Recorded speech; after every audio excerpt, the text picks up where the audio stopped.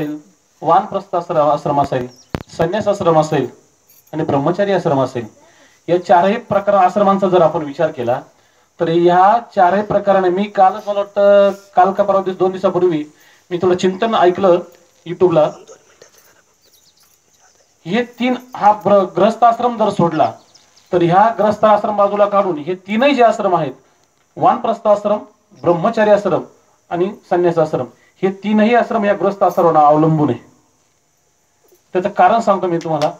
कारण ह्या मृत्यू लोकामध्ये फक्त ह्या ग्रस्त आश्रमामध्ये, कारण आजही जो संन्यासी झाला, जो साधू झाला, ज्यांनी ब्रह्मचारी व्रत स्वीकारलेलं आहे आयुष्यभर, आणि वानप्रस्थ आश्रम जे आहे त्यांना झाडाचं पान सुद्धा किंवा एखादी गवताची काडी सुद्धा उपटायची नसते, बरोबर की नाही.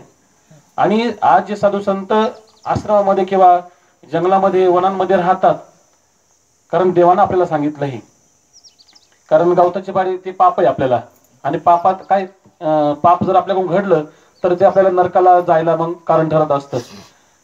जसं आता आज येता येता आमचा रस्त्याने विषय झाला की आपल्याकडून हिंसा घडतात. आता हिंसा का करतात त्याचं कारण सांगतो. आपल्याला प्रापंचिक जीवनामध्ये खऱ्या अर्थाने सुख पाहिजे, सुखाच्या अपेक्षेने आपण जीवनाची वाटचाल करतोय. प्रत्येकाला सुख अपेक्षित आहे, प्रत्येकाला अपेक्षित आहे. पण ह्या मृत्यू लोकांमध्ये दत्तात्रय प्रभू महाराजांनी त्रेतायुगामध्ये आपल्याला सांगून ठेवलं की हा जगामध्ये 2 धर्म मार्ग आहेत, एक परमार्ग आहे आणि दुसरा आवर मार्ग आहे.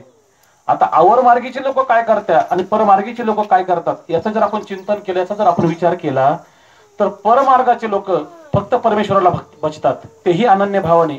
कारण जसं भगवंताने गीतेमध्ये म्हटलं, अनन्या चिंतयंतो माम ये जना पर्युपासते तेषां नित्याभियुक्तानां योगक्षेमं वहाम्यहम्. अनन्य भावाने तू माझं स्मरण कर, बरोबर की नाही.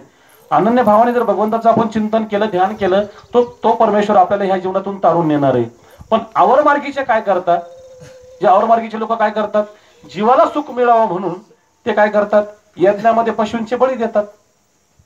म्हणून मी आता रस्त्याने येताना आमच्याच काही मंडळीचं आमच्या येतात आमची चर्चा झाली की आज या ठिकाणी आपल्या